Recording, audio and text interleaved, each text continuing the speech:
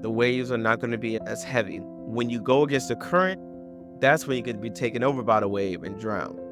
And so that's another story for another day for individuals to talk about teaching about it. But I'm just giving you guys my ride of the waves of grief. And so next is bargaining, right?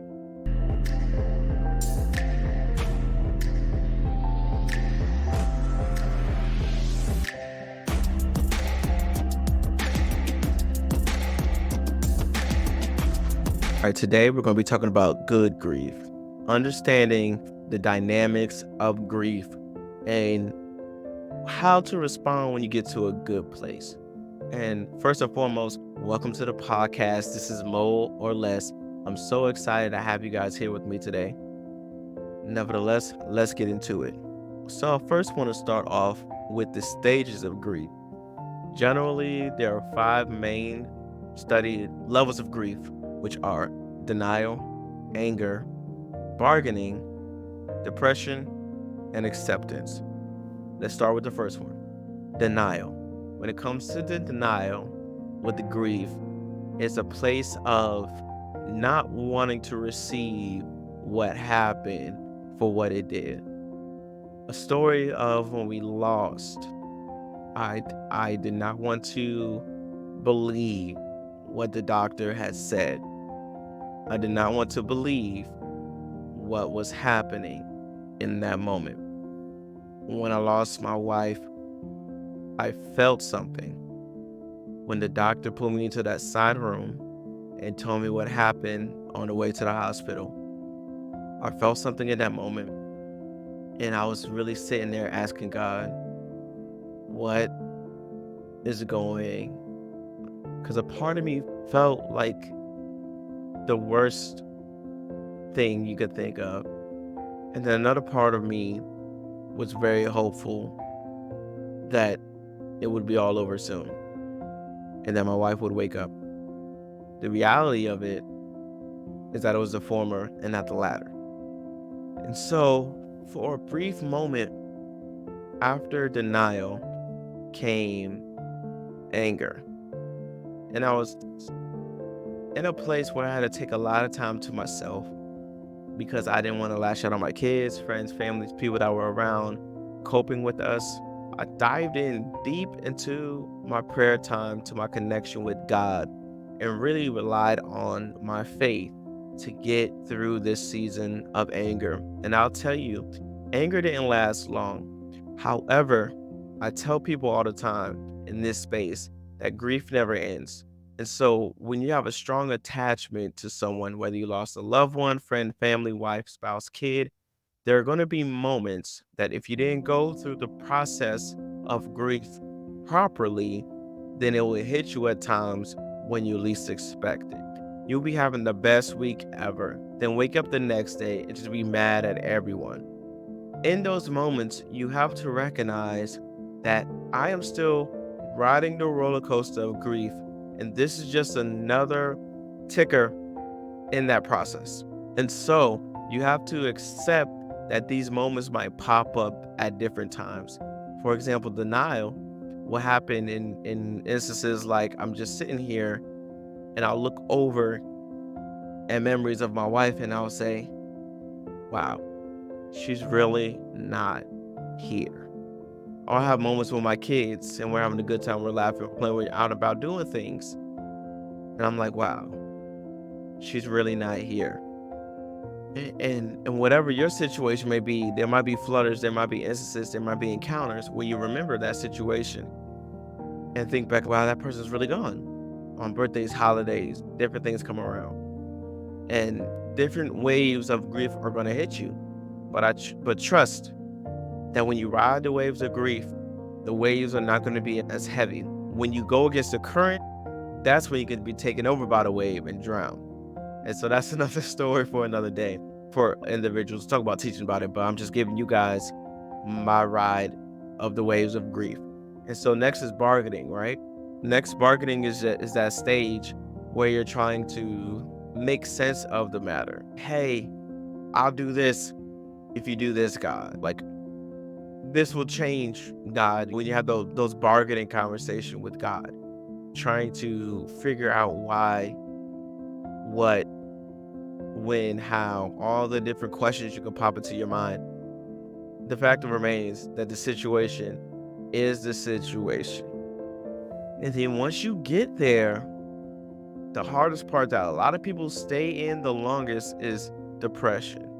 They just are succumbed by the loss, sit in that loss, and don't ask for help, don't seek for a way out. They got past bargaining, past denial, got past anger, and they're just in that wallowing of depression. And the saddest part, I think, is we have to get to that stage of acceptance to really walk into that place of peace.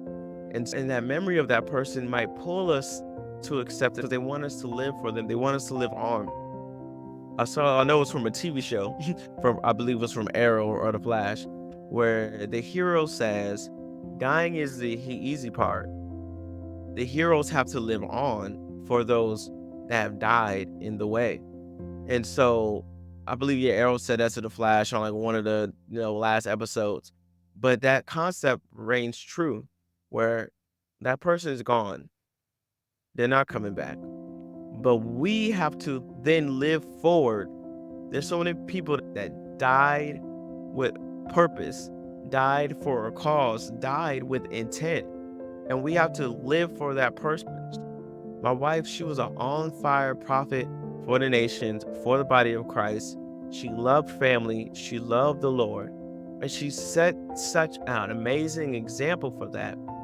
And it is our duty to represent that in our lives. Everything that we represent as a family, everything that she taught, preached, showed us, she displayed, she lived and was a good and faithful servant unto the Lord, right? She was an awesome wife, awesome mother, and an awesome sister, awesome friend. Like you can ask anyone that's listening to this that knew my wife can say the same thing, right? And so with that, we can't let her life be in vain. We can't let those that are gone, their lives be in vain. We have to rise up to the occasion, but depression will keep us in a space of not doing, of not performing, of not setting the bar where it needs to be.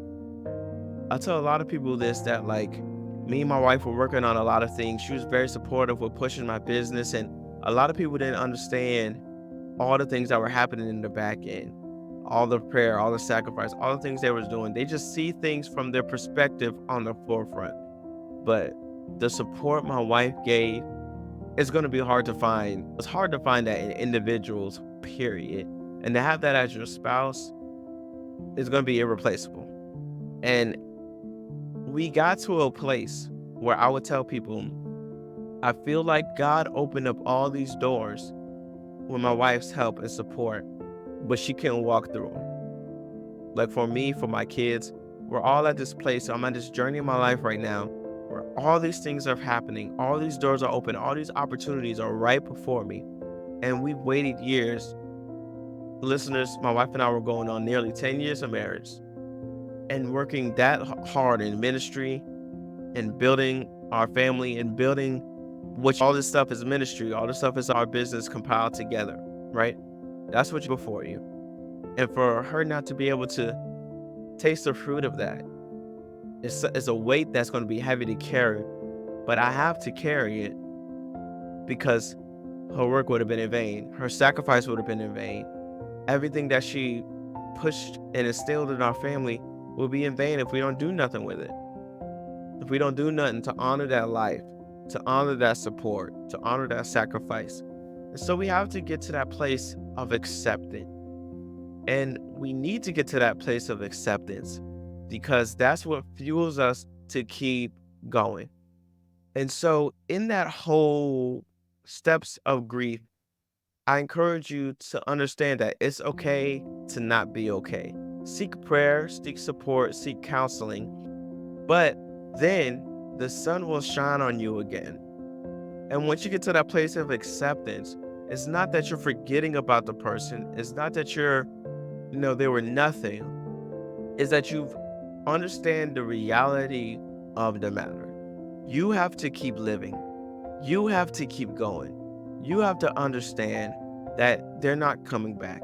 And I say that with love. I say that with understanding. I say that with peace. I don't want, you don't know the person's relationship. I love my wife with my whole heart. I wish every day she was still here. I wish every day we're still raising our kids together. But accepting the fact that I can't do nothing about it now.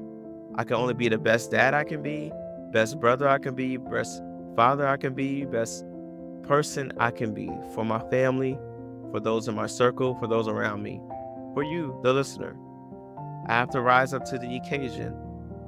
And by doing that, I walk in this life the way that God has purpose for me. Sorry, I knocked the mic.